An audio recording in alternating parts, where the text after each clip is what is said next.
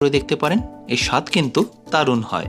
আর বানানোটা খুবই সিম্পল, আর উপকরণগুলো সবই ঘরোয়া, তাই আশা করি আপনাদের কোনো রকম অসুবিধা হবে না। এছাড়া সাথে অবশ্যই থাকবে অনেক tips and tricks. By the way, আমি শেফ অতনু, আপনারা দেখছেন অতনু রান্নাঘর। আর আজকে আমাদের রেসিপি রুই মাছের মশালা কারি।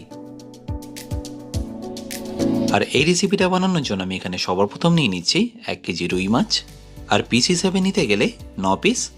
এবার এই মাছগুলোকে আমাদের ম্যারিনেট করে নিতে হবে, যেটা করা খুবই সিম্পল, কারণ এর জন্য আমাদের লাগছে 1 চা চামচ হলুদ গুঁড়ো, সাথে লাগবে 1 চা চামচ কাশ্মীরি লঙ্কার গুঁড়ো, আর অবশ্যই এখানে নুনটা দিতে ভুলবেন না। তারপর এই মশলাগুলোকে ভালো করে মাখিয়ে নেওয়ার জন্য আমি এখানে দিয়ে দিচ্ছি সরষের তেল। আর এবার এই মাছগুলোকে একবার ভালো করে ম্যারিনেট করে নেব।